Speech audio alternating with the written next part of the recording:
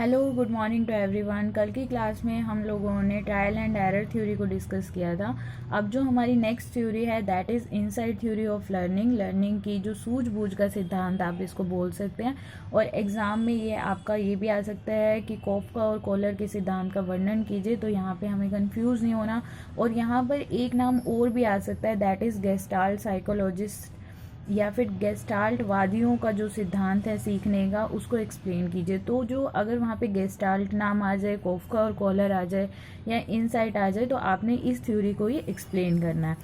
इन्होंने क्या कहा, देखिए इनसाइट को हिंदी में हम बोलते हैं सूझबूझ का सिद्धांत। इन्होंने क्या कहा, इन्होंने कहा जो सीखना होता है वो सूझ से आता है।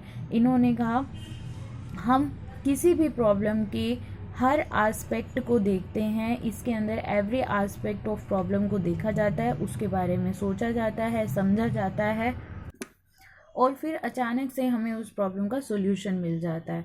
फाइन। इसके अलावा ये कहते हैं कि और जब ये सूझ उत्पन्न होती है, जब ये डेवलप होती है, विकसित होती है, तो हमें एक एक्सपीरियंस होता है, हम एक एक्सपीरियंस को फील करते हैं and that is called aha experience. Aha experience का मतलब यहाँ पर क्या है, देखिए जब हम इंग्लिश में भी बोलते हैं वाओ ये क्वेश्चन सोल्व हो गया, फाइन, तो इन्होंने यहाँ पर उस वाव को हाँ एक्सपीरियंस का नाम दिया है। और इसके अंदर इन्होंने ये बताया कि इसके हमारे माइंड में जो भी सॉल्यूशन आता है प्रॉब्लम का वो अचानक आता है।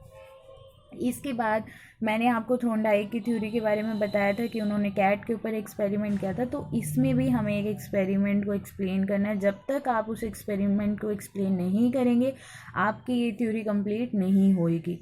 फाइन। तो उसका जो एक्सपेरिमेंट था अगर मैं पूछूं तो आपको पता होना चाहिए, उन्होंने कैट के ऊपर किया था, उसको एक पिंजरे में बंद कर दिया था। अब जो ये एक्सपेरिमेंट है, इस एक्सपेरिमेंट को जो किया गया 1913 से 18 के बीच में किया गया और कैनरी आइसलैंड में किया गया, द्वीप के आसपास किया गया, चिंपैंजी के ऊपर किया गया जिसका नाम सुल्तान था। आपको पता होना चाहिए क्योंकि जो एस्टेट के एग्ज़ाम्स होते हैं उसमें ये कई बार क्वेश्चन रिपीट हुआ है कि जो चिंपैंजी जिसके ऊपर एक्सपेरिमेंट किया गया था उसका नाम क्या था, तो उसका नाम सुल्तान था। इसके ऊपर दो एक्सपेरिमेंट किए गए, एक एक्सपेरिमेंट था स्टिक प्रॉब्लम और एक एक्सपेरिमेंट था आपका बॉक्स प्रॉब्लम। जो स्टिक प्रॉब्लम थी और दोनों के दोनों इसी चिंपैंजी के ऊपर किए गए। पहली बार में क्या किया गया, उसको एक जगह पर एक पिंजरे में बंद कर दिया गया और उस पिंजरे में दो स्टिक रखी हुई थी जो काफ़ी छोटी छोटी थी, लेकिन उन दोनों के जो कॉर्नर्स हैं वहाँ पे मैग्नेट लगी हुई थी, चुंबक लगी हुई थी। तो जब अगर आप उसको मिक्स करने की कोशिश करोगे वो एक के साथ दूसरी जुड़ जाएगी और उनके दोनों सिरे आपस में जुड़ के वो एक लंबी स्टिक बन जाएगी। लेकिन चिंपैंजी को ये बात नहीं पता थी और उसको भूखा छोड़ा गया, भूखा बंद किया गया उस पिंजरे में और उसके बाहर केले रख दिए गए। केले को उतनी दूरी पर रखा गया जितनी दूरी पर वो स्टिक कंबाइन होकर पहुंच सकती थी। फाइन। इस चीज़ को हमने माइंड में रखना है कि केले की दूरी उतनी ही रखी गई, जब इन दोनों स्मॉल स्टिक्स को आप मिला दोगे और वो बड़ी हो जाएगी। बंदर चिंपैंजी ने क्या किया, बहुत हाथ पैर मारे लेकिन उससे वो केले नहीं लिए गए। एंड में क्या हुआ, वो एट लास्ट बैठ जाता है थक के कि नहीं हो पा रहा। सडनली वो दो स्टिक्स हैं उनके साथ खेल रहा होता है और वो स्टिक आपस में जुड़ जाती हैं। जैसे ही वो स्टिक जुड़ जाती हैं तो वो सबसे पहले काम क्या करता है, वो पिंजरे में से स्टिक को बाहर निकालता है और केलों को अपनी साइड, बनाना को अपनी साइड लेकर उन्हें खा लेता है। फाइन। तो यहाँ पर उसने इस तरह से किया और ये जो प्रॉब्लम का सॉल्यूशन मिला उसे वो एकदम मिला, इसीलिए इस थ्योरी का नाम इनसाइट रखा गया।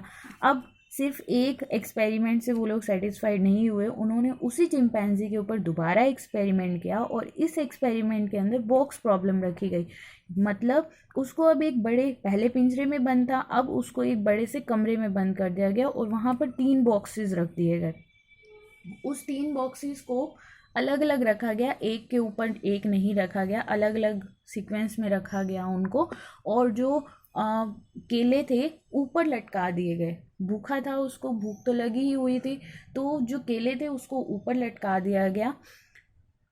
चिंपैंजी ने क्या किया कि बॉक्स को अपने पास से लेकर एक बॉक्स को रखा, उसके ऊपर चढ़ा तो वो नहीं उतर पाए। फाइन, उस केले तक उसका हाथ नहीं गया, बनाना तक हाथ नहीं गया। फिर उसने क्या किया, बॉक्स के ऊपर एक बॉक्स रखा, फिर वो उसके ऊपर चढ़ा और उसने केले उतारने की कोशिश की, लेकिन अब भी उसका हाथ नहीं पहुंच पा रहा था। अब थर्ड ट्रायल में उसने क्या किया, बॉक्स के ऊपर बॉक्स रखा, उसके ऊपर एक और बॉक्स रखा और चिंपैंजी ने उसके ऊपर चढ़कर केलों को ले लिया और उनको खा लिया। अब आपको इस एक्सपेरिमेंट को एक्सप्लेन करना है कि जिस तरह से चिंपैंजी ने ये काम किया और उसको ये मिला, एकदम जो उसका सॉल्यूशन है उसके माइंड में आया, उन सब चीज़ों को आपको एक्सप्लेन करना है।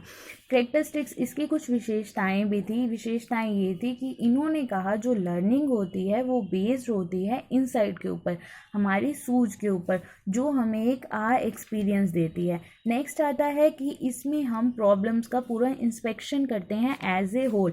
ये कहते हैं अगर हम किसी समस्या को सिर्फ उसके एक पार्ट को देखें और दूसरे पार्ट अगर हम उसको मिस कर देंगे तो हम इसका मतलब ट्रायल एंड एरर थ्योरी को अपना रहे हैं, हम इनसाइट को नहीं अपना रहे। लेकिन अगर हम किसी प्रॉब्लम को एज ए होल देखते हैं तो हम उसको इनसाइट थ्योरी के थ्रू सॉल्व करने की कोशिश करते हैं। थर्ड के अंदर ये कहते हैं इसके अंदर जो हमारा अटेंशन होता है वो डायरेक्ट प्रॉब्लम के ऊपर होता है और एक्सप्लोरेटरी बिहेवियर करते हैं। फाइन, जैसे कि चिंपैंजी ने पहले क्या बिहेवियर करा, उसने इधर उधर हाथ पैर मार के देखे, अपने पैरों को बाहर निकाल के देखा कि शायद केले जो हैं पिंजरे से बाहर पैर करने से टच हो जाएं और वो उनको ले पाए, लेकिन ऐसा नहीं हुआ। और जब ऐसा नहीं हो पाया, इसको हिंदी में अन्वेक्षण व्यवहार भी बोलते हैं, और जब ऐसा नहीं हो पाया तो उसने क्या किया, वो थक हार कर बैठ गया। लेकिन जो प्रॉब्लम का सोल्यूशन है उसके माइंड में एकदम आया और उसने अपनी जो केले हैं उनको ले लिया। इसके बाद कोई भी थ्योरी क्रिटिसिज्म के बिना पूरी नहीं होती, तो सबसे पहले इन्होंने क्या कहा, इन्होंने यहाँ पर अभ्यास का कहीं पे भी नाम नहीं लिया। पूरी थ्योरी के अंदर कहीं पे भी इन्होंने प्रैक्टिस की बात नहीं की। लेकिन ट्रायल एंड एरर थ्योरी क्या कहती है कि जब हम बार बार प्रैक्टिस करते रहते हैं, अभ्यास करते रहते हैं, तो उससे क्या होता है, हमारी भूलें कम हो जाती हैं। तो सबसे बड़ा क्रिटिसिज्म यही हो गया, अक्सर हम यही करते हैं, क्या जो सीखना होता है वो एक ही बार में आ जाता है? नहीं। जैसे टाइपिंग करते हैं, आप बार बार अभ्यास करते हो तभी तो टाइपिंग आती है ना, तो सेम उसी तरह से अभ्यास ज़रूरी है। लेकिन इन्होंने यहाँ पर उस चीज़ के बारे में बिल्कुल बात नहीं की। सेकेंड में ये कहते हैं कि एक्सपीरियंस की बात नहीं की। जब हमें किसी भी चीज़ का एक्सपीरियंस हो जाता है, अनुभव हो जाता है, तो हम वो गलती बार बार नहीं करते। तो यहाँ पर इन्होंने एक्सपीरियंस को भी इम्पोर्टेंस नहीं दी। And third point very important, कि क्या छोटे बच्चों में इनसाइट लर्निंग एकदम पॉसिबल है? जब आप उनको ए फॉर एप्पल सिखा रहे होते हो, बहुत बार गलती करते हैं, उसके बाद वो लोग सीखते हैं। तो बड़ों के लिए तो इट्स फाइन कि ठीक है कि हो सकता है कि एकदम आ गया माइंड में, लेकिन क्या छोटे बच्चों के ऊपर हम इस थ्योरी का एप्लीकेबल कर सकते हैं? इन क्रिटिसिज्म के बावजूद भी इस थ्योरी को बहुत इम्पोर्टेंट माना गया है साइकोलॉजी के फील्ड में। और इसके बाद जो अब हम करेंगे वो हमारी नेक्स्ट थ्योरी कल करेंगे, जो कि पैवलव की है। और उन्होंने अपने ही कंसेप्ट बताए हैं लर्निंग को लेकर। उन्होंने कुछ और बताया कि हम लर्निंग को किस तरीके से सीखते हैं। तो कल हम इस थ्योरी के साथ उसको कंटिन्यू करेंगे।